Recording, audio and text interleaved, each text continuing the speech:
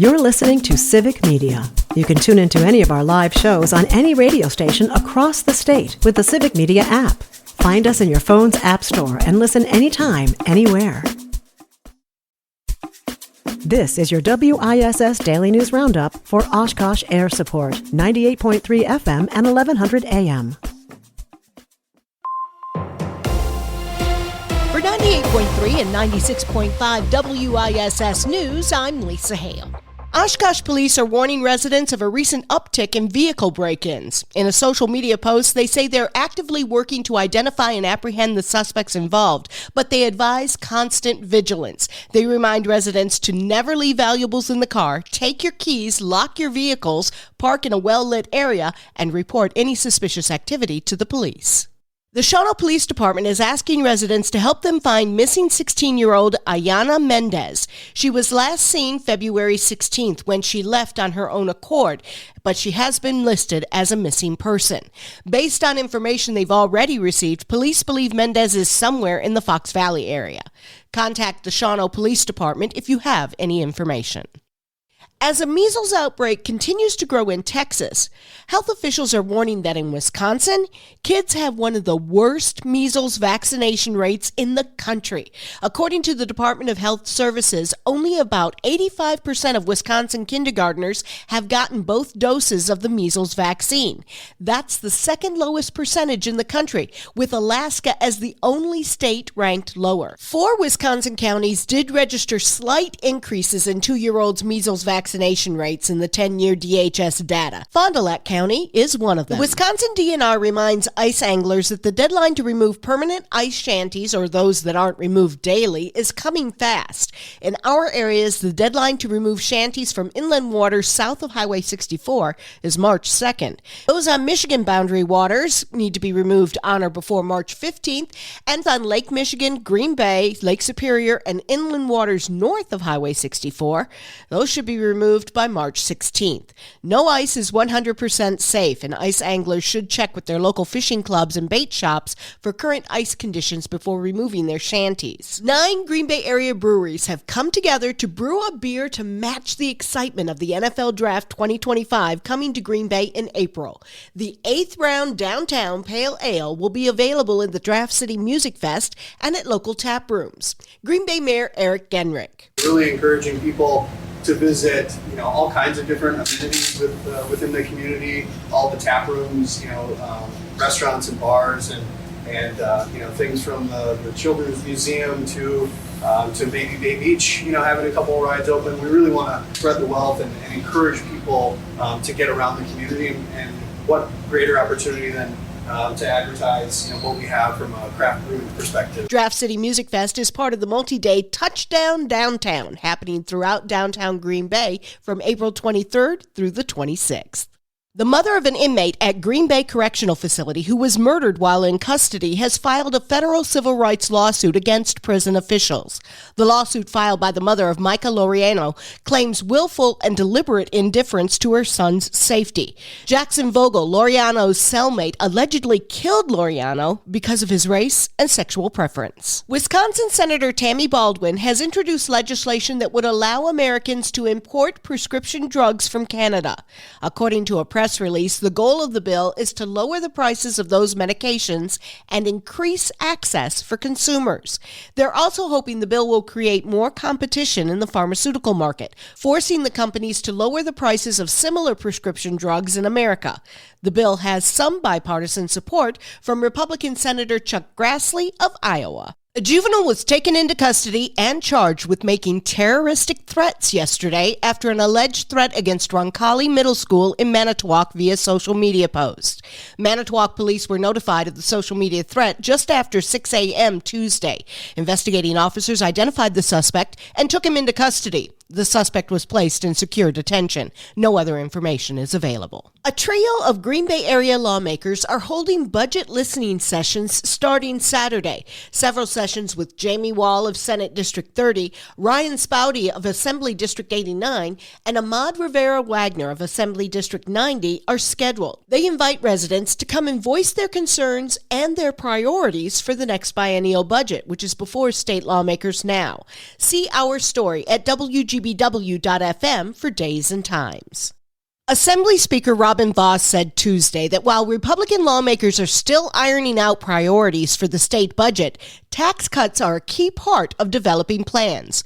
While Republicans from both chambers met Tuesday afternoon to determine budget priorities, Vos criticized Governor Tony Evers for not working across the aisle during the current budget cycle or the last one. So 95% of our tax reduction was vetoed by Governor Evers, which is the basic reason that we have this massive surplus right now in our state budget. So we're not going to use that surplus to grow the size of government. We're going to use it to reduce taxes. So my hope is we can find a plan that we agree on, send it to Governor Evers, cut taxes, and then we have money left over to be able to focus on where we're going to invest going forward. Vos spoke about GOP budget ideas during a WISS Politics luncheon at the Madison Club yesterday. New Wisco fan favorite and St. Norbert College philosophy professor Ben Chan appears in the Jeopardy! Second Annual Invitational Tournament today. Chan and 26 others are competing for $150,000 in grand prize money and a chance to compete in the upcoming Jeopardy's Masters Tournament. Last year, Chan finished first runner-up in the Tournament of Champions. A watch party is planned at Zambaldi Beer in Alloway at 6 o'clock this evening.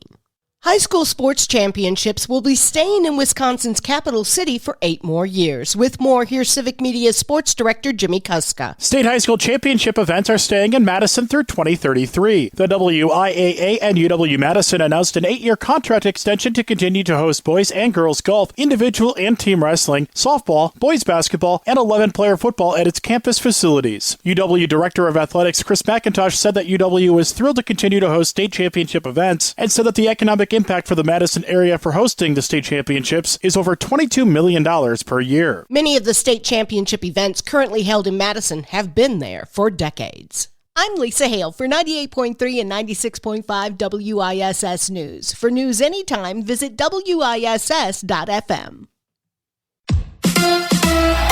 The Badgers bounce back. Hi, I'm Mike Clemens with sports. Men's college basketball, Wisconsin with a win over Washington at the Kohl Center, 88-62. Head coach Greg Gard on the Badgers' fast start. We were in attack mode from start to finish, and really, I don't think, I'll go through the film and look at the possessions, but I don't think we ever really relented. In Milwaukee, Marquette beat Providence by 30 points, 82-52. NBA, the Bucks shots came up short. They lose in Houston to the Rockets, 100-97. At the NFL Combine in Indy, the Packers asking for the league to ban the Eagles' tush-push play. GM Brian Gutekunst. Yeah, I'm aware of it. We really haven't had very many discussions about it. I'm sure we will over the next few weeks as we head into the owners' meetings. Eagles head coach Nick Sirianni. I think that the competition committee will do a good job of looking at everything. Just because it's a successful play for us doesn't mean that it should go away. That's the Eagles' Nick Sirianni with Sports. I'm Mike Clemens. On your entertainment beat, I'm Pete Schwaba. HBO's new show, The Pit, appears to be a big hit. Even Stephen King took to social media to profess his passion for the show. Michael Crichton's widow, Sherry, is suing the show, saying it is a ripoff of the Crichton-created ER, a highly rated show from the 1990s starring George Clooney and Noah Wyle. Wyle is also one of the stars of Pit, and ER executive producer John Wells is a creative force behind the show. They've both been named in the lawsuit. If you're sitting around wondering when the Wayans brothers will grace the silver screen together again, I feel sad for you. Marlon and Sean Wayans have announced that the two will star in White Chicks 2. Most of you probably remember the first White Chicks as a movie you wanted to avoid at all costs. Critics thought so too, as the film pulled only a 15% on Rotten Tomatoes. But there were people who couldn't get to the theater and empty their pockets fast enough. Enough people did, because White Chicks had a successful run as it pulled in over $100 million. 21 years later, an unholy sequel is about to be born. Fans of Justin Bieber have taken to social media to voice their concern for the singer. Bieber's recent public appearances have shown him looking disheveled, gaunt, and exhausted, prompting rumors that the pop star is using drugs again. Bieber says he is overtired because he actively parents his newborn son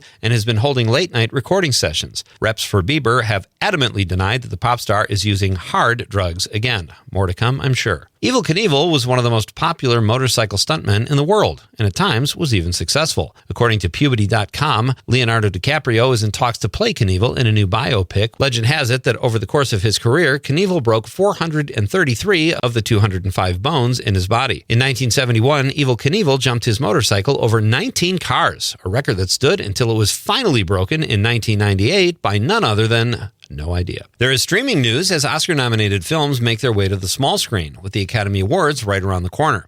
A Complete Unknown is now available to stream. The Bob Dylan biopic is available on Amazon Prime, but it ain't cheap. The film could be rented for $24.99 or purchased for $29.99. So if you really want to see the film before the Oscar broadcast and have a kidney to spare, go ahead and sell it and check out this really good movie starring Timothy Chalamet, Ed Norton, and Monica Barbaro, all of whom are nominated for an acting Oscar. Wicked pulled in $727 million globally, which is the most ever by an adaptation from a Broadway show. The film is now also available to watch at home. It broke records on its first week of digital release, which began December 31st, and pulled in another $70 million. If you have Peacock, you can watch the film March 21st for a much more sensible price. Nickel Boys is also now available to stream for $20 on Fandango at home. For more showbiz fun, tune in to Nightlight with me, Pete Schwaba, weeknights from 6 to 8 p.m. on the Civic Media Radio Network. Foggy with scattered rain and snow showers this morning, and then it will stay mostly cloudy here all day today. Our high, 42 with wind out of the north at 5 to 15. Tonight, 31. Tomorrow, mostly cloudy, 42. And then on Friday, mostly cloudy, rain and snow showers, 48. I'm meteorologist Sean Cable. Outside now, it's 35.